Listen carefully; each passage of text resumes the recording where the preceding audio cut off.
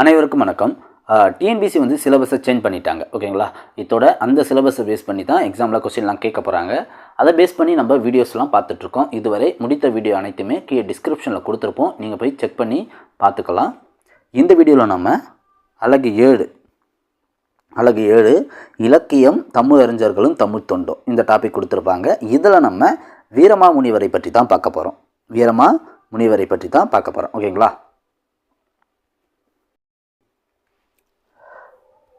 வீரமாமுனிவர் இவர் எங்கு பிறந்தார்னா இத்தாலியில். வீரமாமுனிவர் இத்தாலியில் பிறந்தவர். பிறந்த ஆண்டு பாருங்க 1680 பிறந்திருக்காரு. இயற்பெயர் பாருங்க கான்ஸ்டாண்டின் ஜோசப் ஃபெஸ்கி என்பது இவருடைய இயற்பெயர். இத்தாலியில் 1680 கான்ஸ்டாண்டின் ஜோசப் ஃபெஸ்கி என்ற வீரமாமுனிவர் பிறந்திருக்கார். இவர் சமயப்பணியாற்ற தான் தமிழகத்திற்கு வந்திருக்கார். எப்படி ஜியு போப் சமயப்பணியாற்றி தமிழகத்திற்கு வந்தாரோ அதே போல தான் கான்ஸ்டாண்டின் ஜோசப் ஃபெஸ்கியும் சமயப்பணியாற்ற தமிழகத்திற்கு வந்திருக்காரு. அப்போ அவர் வந்தபோது 30 வயதில் இவர் தமிழ்நாட்டிற்கு வந்திருக்காரு. அவருக்கு தெரிஞ்சிருந்த மொழி பாருங்க ஆங்கிலேயம், எபிரேயம், கிரேக்கம். இந்த மொழியெல்லாம் இவர் புலமை பெற்றிருக்காரு.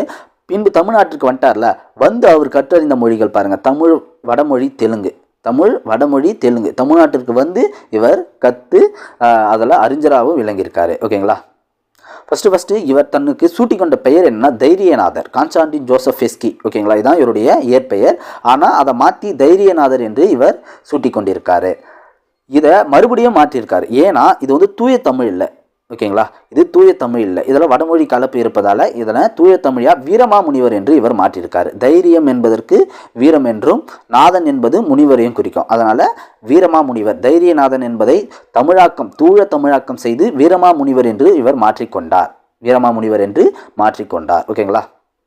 அடுத்து பாருங்களேன், சீர்திருத்தம் தமிழ் எழுத்து வரிவடித்தில் சீர்திருத்தம் செய்தவர் வீரமாமுனிவர். தமிழ் எழுத்து சீர்திருத்தம் செய்தவரில் ரொம்ப முக்கியங்க. 2 பேர்.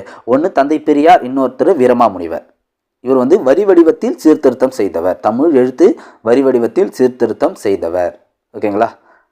அடுத்து பாருங்க, வீரமாமுனிவர் இயற்றிய நூல்கள் பாருங்க தேம்பாவணி, பரமாத்மா குருகதை, தொன்னூல் விளக்கம், திருக்காவலூர் கலம்பகம், கித்தேரி அம்பாள் அம்மானை, சதுர அகராதி, வேதியர் ஒழுக்கம். இதெல்லாமே இவர் இயற்றிய நூல்கள். தேம்பாவணி, பரமாத்மா குருகதை, தொன்னூல் விளக்கம், திருக்காவலூர் கலம்பகம், கித்தேரி அம்மாள் அம்பானை, சதுர அகராதி, வேதியர் ஒழுக்கம். வீரமாமுனிவர் திருக்குறளை லத்தீன் மொழியில் மொழிபெயர்ப்பு செய்திருக்கார். ஆங்கிலத்தில் மொழிபெயர்ப்பு செய்தவர் ஜியு போப். திருக்குறளை ஆங்கிலத்தில் மொழிபெயர்ப்பு செய்தவர் ஜியு போப். லத்தீன் மொழியில் மொழிபெயர்ப்பு செய்தவர் இந்த வீரமாமுனிவர். ஓகேங்களா? திருக்குறளில் அறத்துப்பால், பொருட்பால் இந்த 2 அதிகாரங்களையும் லத்தீன் மொழியில் மொழிபெயர்ப்பு செய்திருக்கார். அறத்துப்பால், பொருத்துப்பால். அடுத்து பாருங்க, வீரமாமுனிவர் இயற்றிய கிறிஸ்துவ சமய காப்பிய நூல் எதுனா தேம்பாவணி கிறிஸ்துவ சமய காப்பிய நூல். வீரமாமுனிவர் இயற்றிய நூல் இது. ஓகேங்களா?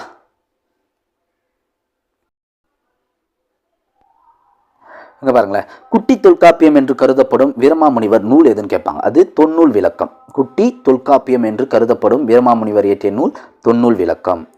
இவர் இயற்றிய நகைச்சுவை கதை சார்ந்த நூல் எதுனா பரமாத்மா குருகதை வந்து ஒரு நகைச்சுவை நூல். ஓகேங்களா? அடுத்து பாருங்க, தமிழின் முதல் அகராதி சதுர அகராதி. இதை இயற்றியவர் வீரமாமுனிவர் தான். இதெல்லாம் ரொம்ப முக்கியங்க. அடுத்து பாருங்க, வீரமாமுனிவர் தமிழ்நாட்டில் சமயப்பணியும் தமிழ் பணியும் 37 ஆண்டுகள் ஆற்றியிருக்காரு. இவரும் சமயப்பணியாற்ற தான் வந்திருக்காரு. ஆனால் அங்கே தமிழ் பணியும் இவர் செய்திருக்காரு. சமயப்பணியை விட தமிழ் பணியை சிறப்பாக செய்திருக்காங்க. யார்? ஜியு போப்பும் வீரமாமுனிவரும். மொத்தம் 37 ஆண்டுகள். வீரமாமுனிவர் 37 ஆண்டுகள் சமயப்பணியும் தமிழ் பணியும் ஆற்றியிருக்காரு. தமிழ்நாட்டில் அம்பலக்காடு எனும் இடத்தில் 1747 இவர் இறந்திருக்கார். 1747 இறந்த இடம் பாருங்க அம்பலக்காடு எனும் இடத்தில் இவர் இறந்திருக்காரு.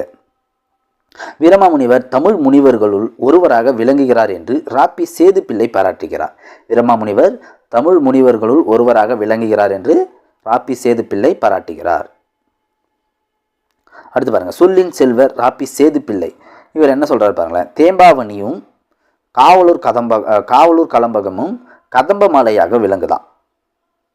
வீரமாமுனிவர் இயற்றிய தேம்பாவணியும் காவலூர் கலம்பகம் இந்த 2 நூலும் கதம்ப மாலையாக விளங்குதான். அதே போல் தொன்னூல் வந்து பொன்னூலா, சதுரகதாரி வந்து முத்தாரமா என்று ராப்பி சேதுப்பிள்ளை வீரமாமுனிவருடைய நூட்களை புகழ்ந்து சொல்கிறார்.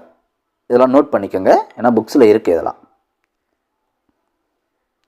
அவ்வளோதான் நண்பர்களே, வீரமாமுனிவரையும் பற்றியும் நம்ம முழுமையாக பார்த்து முடித்து விட்டோம். நன்றி.